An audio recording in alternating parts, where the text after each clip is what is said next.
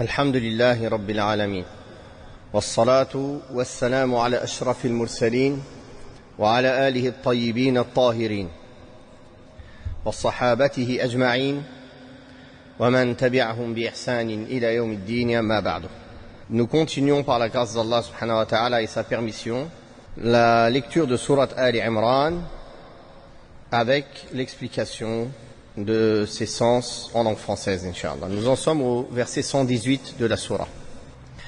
أعوذ بالله من الشيطان الرجيم يا أيها الذين آمنوا لا تتخذوا بطانة من دونكم لا يألونكم خبالا ودوا ما عنتم قد بدت البغضاء من أفواههم وما تخفي صدورهم أكبر قد بينا لكم الآيات إن كنتم تعقلون ها أنتم أولئك تحبونهم ولا يحبونكم وتؤمنون بالكتاب كله وإذا لقوكم قالوا آمنا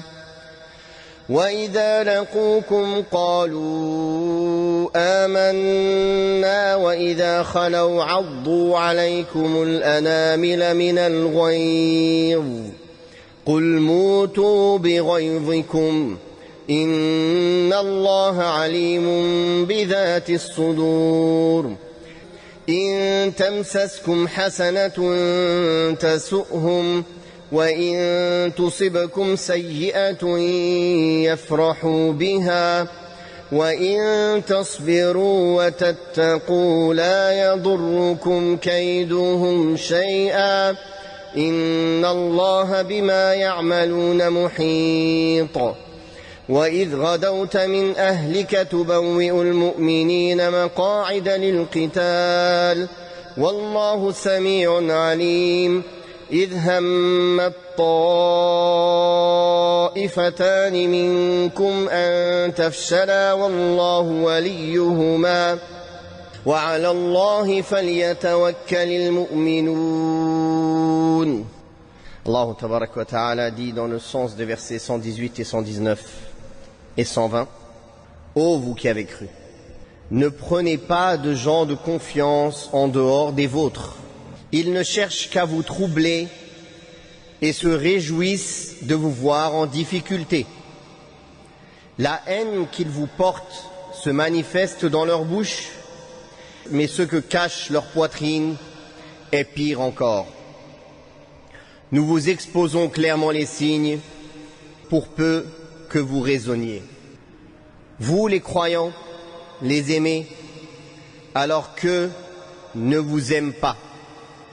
Et vous croyez au livre en totalité. Lorsqu'ils vous rencontrent, ils disent « Nous croyons », mais sitôt seuls, ils se mordent les doigts de rage contre vous. Dis-leur, mourrez de votre rage. Allah connaît parfaitement ce que recèlent les cœurs. Quand un bien vous touche, ils s'en affligent. Et si un mal vous atteint, ils s'en réjouissent. Mais si vous êtes patient et craignez Allah, leur ruse ne vous nuira en rien. Allah cerne parfaitement leurs agissements. Allah tabaraka wa ta'ala met en garde ici ses serviteurs croyants contre le fait de prendre comme amis intimes et confidents les hypocrites parmi les gens du livre et autres. Ainsi, il leur révèle leurs secrets ou se confie sur certaines affaires ayant trait aux musulmans et à l'islam. Et cette interdiction, elle est du fait qu'ils sont des ennemis dont le cœur est plein de rancune et de haine envers l'islam et les musulmans. Et cette rancune et cette haine transparaissent sur leur bouche. Et Allah, tabarak wa ta'ala, nous informe que ce que dissimule leur cœur est bien pire encore que ce qui a pu transparaître de leur bouche. Cela car ils feraient tout pour corrompre les croyants et les mener à leur perte. Tout ce qu'ils ont comme moyen pour créer des problèmes, susciter des difficultés pour les croyants, comme par exemple assister les ennemis contre les croyants, contre vous. Allah tabaraka wa ta'ala dit aux croyants: nous vous avons exposé nos signes, c'est-à-dire ceux où il y a votre intérêt et votre avantage en ce bas monde et dans l'au-delà, dans votre religion et dans ce bas monde, pour peu que vous soyez doués de raison. Auquel cas, vous les reconnaîtrez et vous arriverez à distinguer l'ami sincère de l'ennemi, car le croyant, même s'il se trouve dans l'obligation parfois de fréquenter des ennemis, il ne doit jamais les prendre comme amis intimes, ni leur divulguer ses secrets. Même s'il le flatte et il lui jure qu'ils sont ses amis intimes. Allah tabaraka wa ta'ala ajoute dans sa mise en garde aux croyants contre les hypocrites parmi les gens du livre, en leur montrant la ténacité de leur animosité à leur égard. Voici que vous leur témoignez de l'affection, alors que eux ne vous aiment pas. Vous croyez en toutes les écritures révélées, c'est-à-dire tous les écrits, tous les livres qu'Allah tabaraka wa ta'ala a révélés à ses prophètes, alors que eux ne croient pas en votre livre. Bien plus, lorsqu'ils vous voient, ils disent « nous avons la foi », mais aussitôt qu'ils sont seuls, ils s'en mordent les doigts de dépit contre vous, en raison de la forte rancune qu'ils ressentent à l'égard des croyants. Dis-leur, crevez de votre rage. Certes, Allah sait parfaitement ce que recèlent les cœurs et les poitrines. Il y a là la bonne nouvelle pour les croyants quant au fait que ces gens-là, qui veulent leur porter préjudice, ne feront du tort qu'à leur propre personne et ne pourront nullement mettre à exécution leurs objectifs et leurs desseins infâmes. Bien plus que cela, ils ne cesseront d'être tourmentés par leur rancune jusqu'à ce qu'ils meurent et passent du châtiment de ce bas monde vers celui éternel et bien pire encore de l'au-delà. Un des signes ou une des caractéristiques de ces gens, c'est lorsque un bienfait vous touche, comme une victoire contre vos ennemis, une conquête, un butin ou tout bien pour l'islam et les musulmans, ils en éprouvent du ressentiment. Ils en sont tristes. Ils sont peinés de voir que le bien touche les croyants. Mais lorsque un malheur vous atteint, ils s'en réjouissent. Par contre, si vous vous montrez constant dans la voie droite et que vous craignez Allah tabaraka wa ta'ala, vous vous prémunissez de la colère d'Allah et de son châtiment par la crainte, leurs artifices ne vous nuiront en rien, car Allah cerne leurs méfaits. Effectivement, si vous mettez en application les moyens à travers lesquels Allah a conditionné la victoire et l'aide pour les croyants, à savoir la patience et la piété. La patience qui consiste à trois choses. Patienter dans les ordres d'Allah, c'est-à-dire patienter dans l'accomplissement des obligations.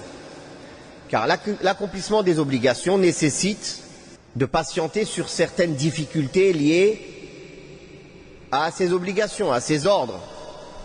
La deuxième catégorie, c'est de patienter envers les interdits, c'est-à-dire se retenir et ne pas les commettre.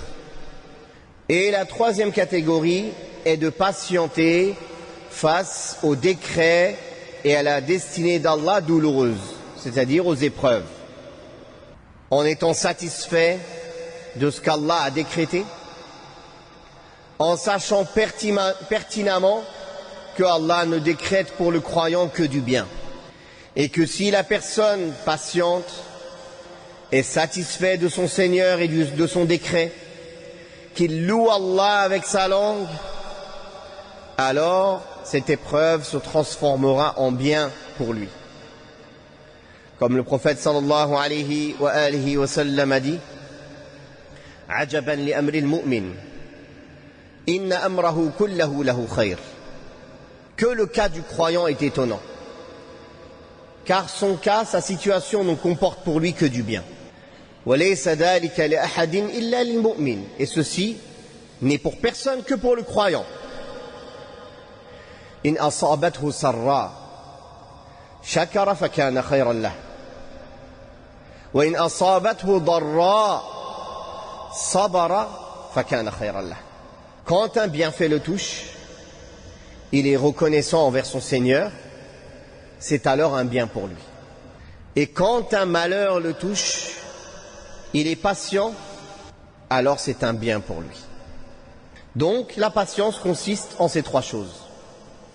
Patienter dans les ordres d'Allah, patienter vis-à-vis des interdits et patienter dans les épreuves. وَإِن تَصْبِرُوا وَتَتَّقُوا. La deuxième condition, c'est la taqwa. La taqwa se résume en la mise en pratique des ordres d'Allah et l'éloignement de ses interdits. La mise en pratique d'une manière conforme, c'est-à-dire en apprenant la science d'une manière éclairée, en sachant la manière de les mettre en pratique de la manière légiférée, pour qu'elle soit agréée par Allah, en espérant en cela que la récompense d'Allah subhanahu wa ta'ala. De même, le délaissement des interdits d'une manière éclairée par une science provenant de la part d'Allah tabaraka wa ta'ala, en espérant en cela seulement la récompense d'Allah subhanahu wa ta'ala et en craignant son châtiment. Donc, les deux conditions pour mériter la victoire et pour que les manigances des hypocrites et des mécréants ne nous nuisent en rien sont de concrétiser la piété et la patience. Sans que ces conditions ne soient concrétisées, alors la promesse de l'aide d'Allah n'est pas confirmée. Donc à chaque fois que l'on voit que les musulmans n'ont pas été secourus, on doit se remettre en question et revenir vers ces deux points. A-t-on été constant dans la droiture? A-t-on été pieux et avons concrétisé la taqwa, la piété? Et a-t-on été patient comme Allah aime, que ce soit dans le bien comme dans l'adversité? Donc, si les croyants mettent en application ces conditions, les artifices des hypocrites et des gens du livre et des ennemis ne vous nuiront en rien. Bien plus, ils se retourneront contre eux, car Allah cerne tous leurs méfaits et est informé de tout ce qu'ils font. Puis dans le verset 121 et 122, Allah tabaraka wa ta'ala dit dans le sens de sa parole, rappelle-toi ou mentionne lorsque de bon matin ou dans la matinée, tu quittas ta famille pour attribuer aux croyants leur poste de combat, Allah entend et sait tout. Lorsque deux groupes songèrent à fléchir, mais Allah les en protégea, et c'est en Allah seul que les croyants doivent placer leur confiance. Ces versets ont été révélés lors de la bataille de Uhud, dont le récit est célèbre dans les livres de biographie et d'histoire. Il serait utile de rappeler ici ce récit en y ajoutant celui de la bataille de Badr, en ce qu'Allah a promis aux croyants comme victoire sur leurs ennemis s'ils font preuve de patience et de piété. Ceci est une règle générale et une promesse véridique et sincère qui se concrétise toujours dès lors que les conditions requises sont respectées. C'est ainsi qu'Allah tabaraka wa ta'ala a accordé la victoire aux croyants à la bataille de Badr, lorsqu'ils firent preuve de patience et de piété. Et il donna relativement le dessus à leurs ennemis lorsque seulement certains d'entre eux manquèrent à ce principe de piété lors de la bataille de Uhud. Si nous citons ici entre ces deux faits et ces deux récits, c'est parce qu'Allah tabaraka wa ta'ala aime lorsque ses serviteurs sont en proie à un malheur, que ceux-ci se rappellent ce qu'ils aiment, de sorte à alléger leur malheur et à montrer de la gratitude envers Allah tabaraka wa ta'ala pour ses grands bienfaits. C'est ainsi que se comporte le croyant quand il est touché par un malheur. Il se rappelle des choses qu'il aime, des choses par lesquelles Allah l'a gratifié, des bonnes choses, et il reste positif. Cela est plus à même à ce qu'il soit reconnaissant envers Allah subhanahu wa ta'ala. D'ailleurs, le prophète sallallahu alayhi wa sallam nous a enseigné de ne pas regarder ceux qui sont mieux lotis que nous dans les choses matérielles ou dans la santé ou dans les choses de ce bas monde, mais de regarder ceux qui ont moins que nous pour être plus à même à ne pas mépriser les bienfaits d'Allah sur nous et à être plus reconnaissant envers Allah subhanahu wa ta'ala. Mais si on doit le faire, ce serait pour le religieux. Regardez ceux qui sont meilleurs que nous religieusement pour prendre exemple sur eux. Allah tabaraka wa ta'ala a fait allusion à cette sagesse dans sa parole, ayant subi un revers pour la première fois après en avoir infligé le double à vos ennemis, c'est-à-dire après la bataille de Badr. Vous avez subi un revers à la bataille de Uhud.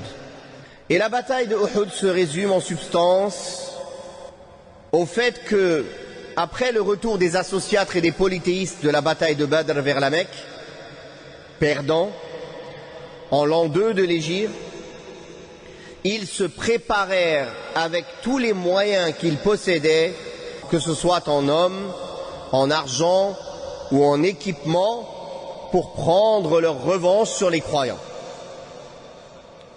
Ils finirent par mobiliser une grande armée bien équipée avec laquelle ils étaient sûrs de prendre leur revanche.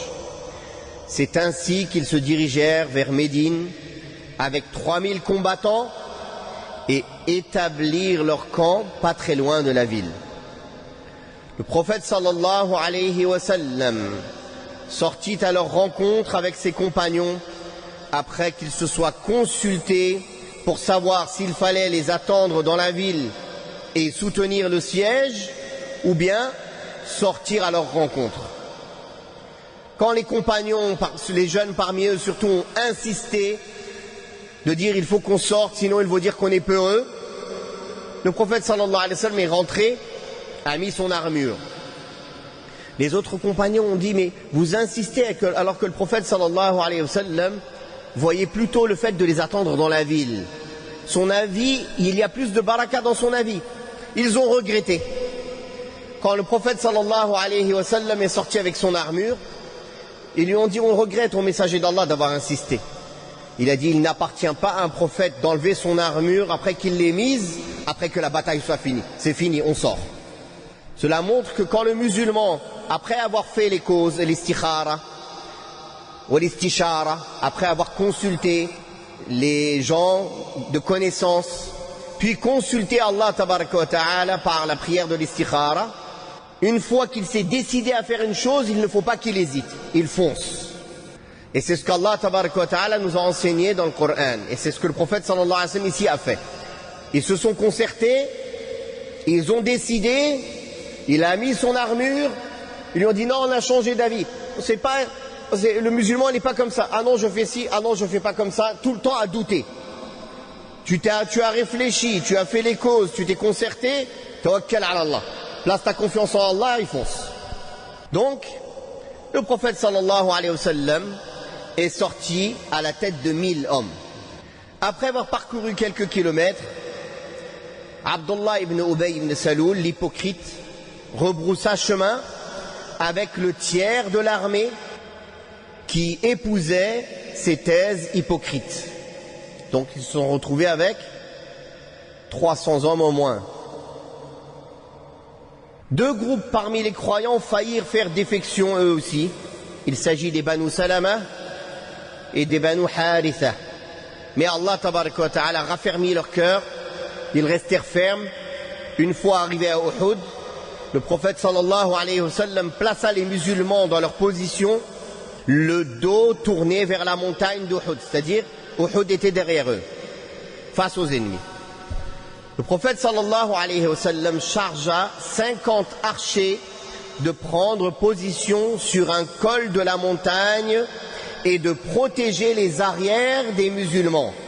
Après la rencontre des musulmans et des associates polythéistes, ces derniers reçurent une cinglante défaite et s'enfuirent du champ de bataille, poursuivis par les musulmans qui firent de nombreux prisonniers. Or, en voyant cela, les archers placés sur la montagne par le prophète sallallahu alayhi wa sallam, à qui le prophète sallallahu alayhi wa sallam avait ordonné de ne pas bouger jusqu'à prochain ordre. Dès qu'ils virent cela, ils dirent « Le butin, il n'y a plus de raison de rester ici, la bataille a été gagnée, les polythéistes ont été défaits.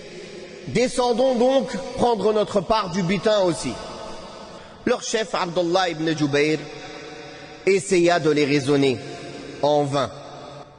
La grande majorité d'entre eux quittèrent leur position et seul un petit nombre d'entre eux, dont leur chef Abdullah ibn Jubayr, resta à sa place.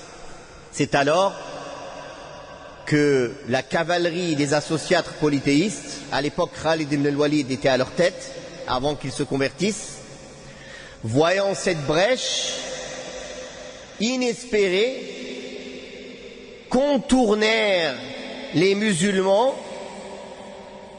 et normalement c'était les archers qui devaient assurer leurs arrières, mais ils n'étaient plus assez nombreux.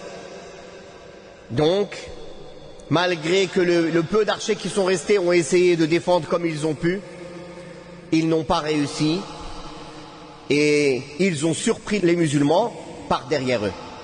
Ces derniers, pris de court par cette tournure du combat, paniquèrent et furent en proie au désarroi. Ils furent fortement éprouvés par ce retournement de situation et Allah subhanahu wa ta'ala leur fit goûter la punition de la désobéissance à l'ordre du prophète sallallahu alayhi wa sallam. Beaucoup d'entre eux furent tués, parmi eux l'oncle du prophète sallallahu alayhi wa sallam, Hamza, parmi eux al-Muallim, l'enseignant Mus'ab ibn Umayr, que le prophète sallallahu alayhi wa sallam avait envoyé de Mecca à Médine avec la première délégation de Médine pour enseigner aux gens l'islam, alors qu'il était un jeune homme. Il était surnommé al-Muallim, l'enseignant, radiyallahu anhu. Puis le prophète sallallahu alayhi wa sallam et les croyants se retirèrent sur la montagne d'Uhud. Allah les épargna de la furie des associates polythéistes qui retournèrent chez eux. Quant au prophète sallallahu alayhi wa sallam et ses compagnons, ils rentrèrent à Médine. Et Allah tabaraka wa ta'ala a dit, rappelle-toi le matin où tu quittas ta famille. En fait, c'est pas le matin, on dit dans la matinée, mais on veut dire la journée dans son ensemble. Car ce qui est connu, c'est que le prophète sallallahu alayhi wa sallam n'a pas quitté Médine avant d'avoir accompli la prière du Jumu'ah. C'était un vendredi. Donc ils ont accompli la prière du Jumu'ah, et après ils sont sortis pour la bataille, pour aller placer les croyants à leur poste de combat. Allah tabaraka wa ta'ala adresse ici une éloge au prophète Mohammed sallallahu alayhi wa sallam, dans la mesure où c'était lui-même en personne qui se chargeait de placer ses compagnons en position de combat, et ce en raison de la perfection de sa science et de la justesse de ses vues, de même que de sa clairvoyance et de sa perspicacité, ainsi que son grand courage sallallahu alayhi wa alihi wa sallam. Puis Allah lui a rappelé alors qu'Allah entend et sait tout. C'est-à-dire qu'il entend tout ce qui est audible et inaudible. Il entend aussi ce que disent les croyants et ce que disent les hypocrites, chacun parlant d'après ce que recèle leur cœur.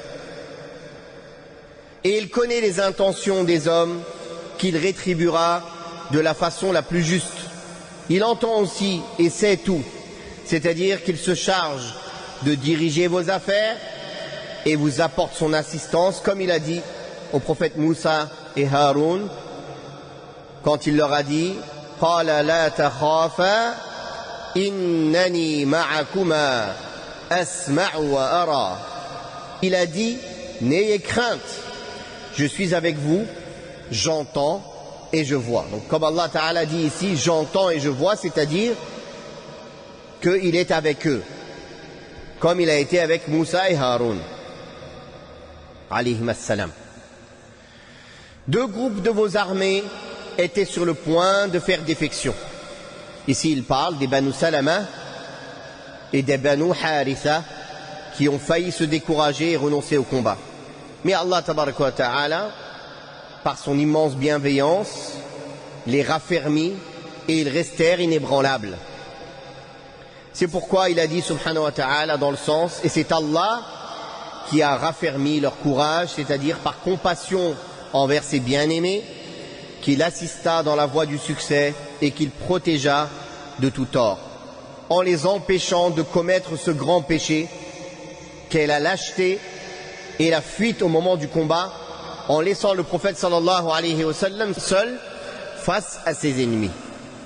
Il les a préservés ainsi en raison de la foi qu'ils avaient dans leur cœur, comme Allah tabaraka wa ta'ala a dit dans sourate al-Baqarah, Allahu waliyul ladina amanu yukhrijuhum min adh-dhulumati ila an-nur والذين كفروا أولياؤهم الطاغوت يخرجونهم من النور إلى الظلمات أولئك أصحاب النار هم فيها خالدون.